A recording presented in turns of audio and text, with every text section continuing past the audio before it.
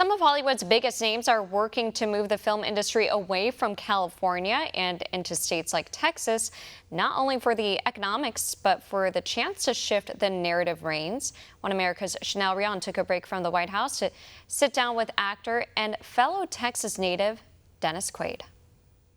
I think Texas could be the film capital of the world. Is it a world where we are having to mimic Hollywood now, or is it that we're creating a new world in which films can thrive? Well, I think it's the same business, but there are very few films made in Hollywood nowadays. I think you have some procedural television shows and game shows, talk shows, but making movies happens somewhere else. It happens in states that are less expensive to shoot in, where you don't have a lot of regulations. If I was an actor starting out today, I think I would go to Atlanta rather than going to Los Angeles to start, because they're shooting movies there. So you've become an advocate in this space, advocating for Texas to open up its doors. You made a public service announcement called Good for Texas. Shows that are supposed to be set right here in Texas are finding it hard to get the resources they need to begin filming. So these folks, they film elsewhere.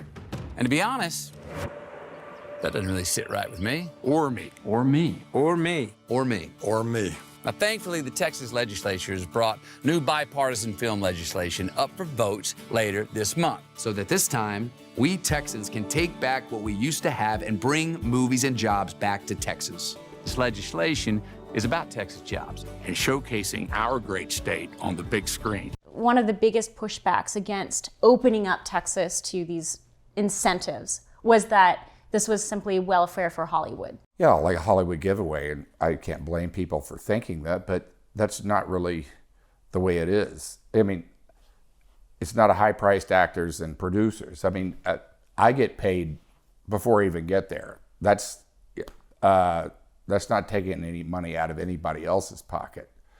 It's sort of like the gold rush. You know, it's when the gold rush happened, there were a few people that struck it rich with gold, but the people who really made money were the storekeepers and the Levi hotels Strausses, and exactly. You know, all the people who worked for a living because they needed services, and the money that that incentive money that is, you know, given back to the producers, so they say, is spent in the state. That's for money that's spent in the state. So they'll bring say a $20 million budget, you know, $12 million. Say your star is getting $8 million, but somebody else pays him. The below the line stuff, that's all the crew, that's all the putting people up in hotels, everything that it costs to make that movie that is spent in the state going into a Texas worker's pocket or into a hotel valet or to a restaurant or all that stuff that goes along with it is where it will help Texas, because it creates jobs. It does, and that's what you talk about when you talk about the return on investment. Every dollar that goes in, $5 comes out because it gets spent and respent and goes into people's pockets. The money at stake, I think they're looking at something about $250 million that could potentially act as tax incentives for production. It's currently $40 million, and you know that gets eaten up really quickly.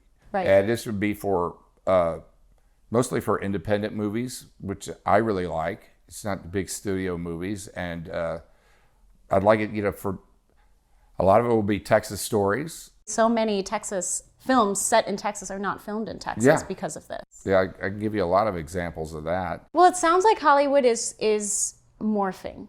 What is it morphing away from and into now, if it's being diluted like this? Well, I think, you know, along with everything else, everybody complains about the movies that come out of Hollywood and what they're about and where they're going. And here's a lot of opposition, I know, in Texas is to that, but here's a chance to actually kind of take over the reins of culture. For all our viewers asking where One America News is heading in the future, we would like to introduce you to OAN Live, OAN Live is the best way to stay up to date on all of the hard-hitting, straight-shooting, national and international headlines. And the best part is, OAN Live is only $4.99 per month.